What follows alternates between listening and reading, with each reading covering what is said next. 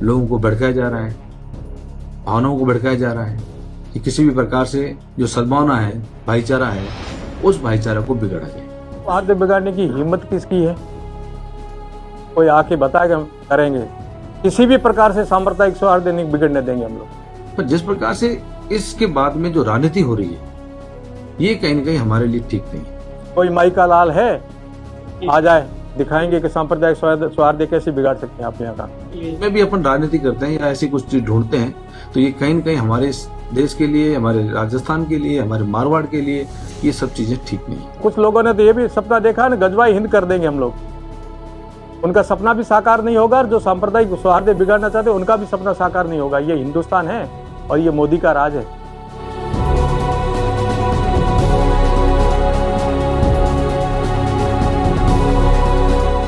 पोखरण राजस्थान का वो इलाका जहां रेत की कण भी खामोशी से बहुत कुछ कह जाती है। केलाव गांव के पास 7 जनवरी की रात जो हुआ उसने पूरे पोखरण को झकझोर दिया। एक बैल जिसे गाड़ी से बांधकर निर्ममता से घसीटा गया। सुबह उजाला हुआ तो ग्रामीणों ने जब उसके अवशेष देखे तो ये सिर्फ एक हत्या नहीं रही, ये आस्था पर चोट बन गई।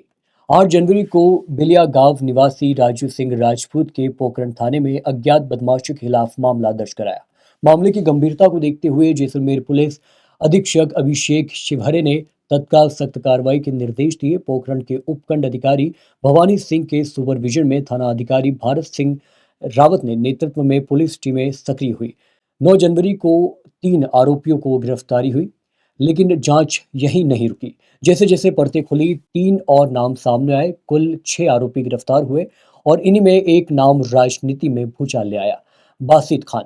क्योंकि बासित खान सिर्फ आरोपी नहीं बल्कि भाजपा से जुड़ा हुआ नेता बताया जा रहा है।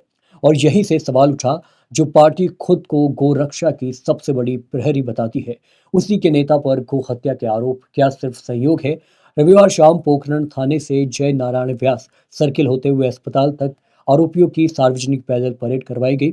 चारों तरफ भारी पुलिस जाब्ता और एक साफ संदेश, कानून से बड़ा कोई नाम नहीं। इस पूरे मामले पर पोखरण विधायक महंत प्रतापपुरी महाराज का बयान भी सामने आया है। उन्होंने कहा, जो जैसा करेगा वैसा भरेगा। छद्म रूप से ज्यादा दिन नहीं चलता। भाजपा में रहकर ऐसा घिनौना कृत्य ना पार्टी हित में है और ना समाज के। यानी पार्टी स्तर पर भी खुद को आरोपी से अलग करने का संकेत साफ है। गो हत्या के विरोध में शनिवार को हिंदू संगठनों ने पोखरण बंद का आह्वान किया। सभा में बड़ी संख्या में कार्यकर्ता और भाजपा नेता मौजूद रहे। इसी दौरान पुलिस ने मुख्य आरोपी गफ्फार खान के रामदेव सार तालाब के पास बने अवैध निर्माण को ध्वस्त कर सख्त कार्रवाई की। लेकिन प्रशासन की इसी कार्रवाई ने एक नया राजनीतिक विवाद भी खड़ा कर दिया। हिंदू महारैली के बाद जैसलमेर रोड स्थित कब्रिस्तान की 4 दीवारी पर पीला पंजा चलाया गया। पूर्व विधायक और पूर्व कैबिनेट मंत्री सालेह मोहम्मद ने इसे द्वेषपूर्ण कार्रवाई बताते हुए भाजपा सरकार और प्रशासन पर गंभीर आरोप लगाए। उन्होंने कहा कि इससे पोखरण का आपसी भाईचारा और सौहार्द बिगड़ता है।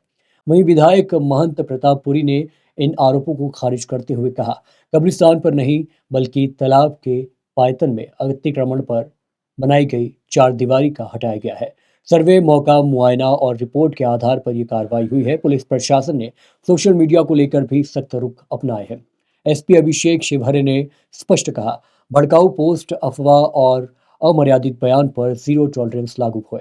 कुल मिलाकर पोखरण की यही घटना आज सिर्फ एक केस नहीं बल्कि एक आईना है, राजनीतिक दावों का, नेताओं के चरित्र का और कानून की मजबूती का। जो भाजपा गोरक्षक की बात करती है, आज उसी के नेता पर गो हत्या का आरोप है। अब फैसला कानून करेगा। आप इस पूरे मामले पर कैसे देखते हैं? कमेंट बॉक्स में अपनी राय जरूर बताएं। नमस्कार। सौहार्द बिगाड़ने की हिम्मत किसकी है? कोई आके बताएगा हम करेंगे। किसी भी प्रकार से सांप्रदायिक सौहार्द नहीं बिगड़ने देंगे हम लोग। कोई माई का लाल है, आ जाए, दिखाएंगे कि सांप्रदायिक सौहार्द कैसे बिगाड़ सकते हैं आप यहाँ का। कभी भी सपने में भी नहीं होना। कुछ लोगों ने तो ये भी सपना देखा है ना, गजवाई हिंद कर देंगे हम लोग। उनका सपना भी साकार नहीं होगा और जो सांप्रदायिक सौहार्द बिगाड़ना चाहते हैं उनका भी सपना साकार नहीं होगा। ये हिंदुस्तान है और ये मोदी का राज है और ये भजन लाल जी का राज है। इसलिए ये सपने देखना बंद कर दें। कुछ स्वप्न है, दुस्वप्न हम साकार नहीं होने देंगे। यहाँ जनता यहाँ की साकार नहीं होने देगी, यहाँ की सरकार नहीं होने देगी। ये कभी भी मत सोचना सपने में भी।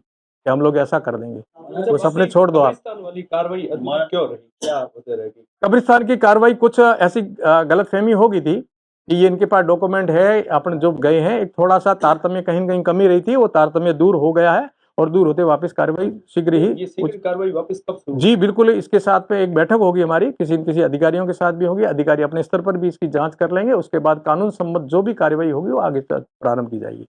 देखो, जो घटना हमें पूर्ण रूप से कल पता चला और परसों रात से ये चीज़ें चल रही सोशल मीडिया के अंदर, कल हमें जब जानकारी मिली कि कैलावा के अंदर इस प्रकार से घटना घटित हुई है, तो हमने सोशल मीडिया प्लेटफॉर्म के जरिए उस घटना की निंदा भी की है और आज भी निंदा करते हैं कि ऐसी घटनाओं को हमारे समाज में कहीं भी जगह नहीं है और जिसने भी घटना घटित की है उसकी हम कड़ी निंदा करते हैं और उनके खिलाफ जितने भी दोषियों के खिलाफ कार्रवाई हो सकती है वो पूरी प्रशासन दोषियों के खिलाफ कार्रवाई करे।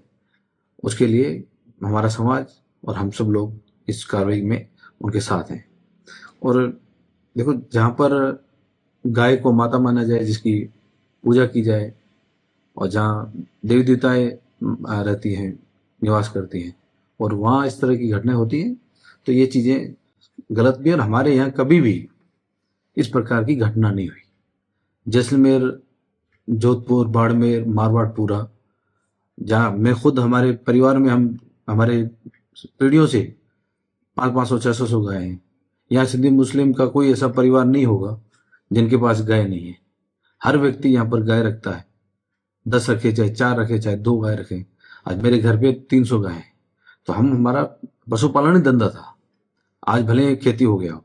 तो ये हमारे यहाँ सिंधी मुस्लिम समाज के अंदर इस प्रकार की घटनाएं नहीं हुई। अब ये जो घटना हुई है, इस घटना की तह तक जाना चाहिए। इस घटना के पीछे कौन लोग हैं, किस संगठन से जुड़े हुए हैं, ये किस प्रकार की प्रवृत्ति के लोग हैं और ये किसके इशारे से कर रहे हैं, ये सब चीजें जब तय में जाएंगे तब हमें जानकारी मिलेगी। आज कोई व्यक्ति समाज में एक दोषी होता है तो पूरा समाज उसके लिए ये नहीं होता कि पूरा समाज दोषी है या पूरे समाज को बुरा नहीं बोला जा सकता। तो कल से सोशल मीडिया में जिस प्रकार से चला, तो हमारे पूरे समाज ने, जमीयत उलमा जो इनके हमारे कार्यामीन साहब ने, उसने भी इस घटना की निंदा की थी और पूरे समाज ने घंटा निंदा की। पर जिस प्रकार से इसके बाद में जो राजनीति हो रही है, ये कहीं ना कहीं हमारे लिए ठीक नहीं है। आज भी लोग दूसरे जिलों से आ रहे हैं, यहाँ जैसलमेर में, पोखरण में आके राजनीति कर रहे हैं। लोगों को भड़काया जा रहा है, भावनाओं को भड़काया जा रहा है कि किसी भी प्रकार से जो सद्भावना है, भाईचारा है, उस भाईचारा को बिगड़ा जाए। मैं पहले भी कह चुका हूं कि मेहरबानी करके जब ऐसी कोई चीज कोई व्यक्ति करता है या कुछ लोग करते हैं तो वो लोग ही दोषी होते हैं। और यदि उसमें भी अपन राजनीति करते हैं या ऐसी कुछ चीज ढूंढते हैं तो ये कहीं न कहीं हमारे देश के लिए, हमारे राजस्थान के लिए, हमारे मारवाड़ के लिए ये सब चीजें ठीक नहीं है। पर आज जिस प्रकार से उसके बाद में जो दोषी हैं, यदि उसने कोई गलत रिकमेंड कर रखा है, आप उसके खिलाफ कोई भी कार्रवाई करते हो, अच्छी बात है।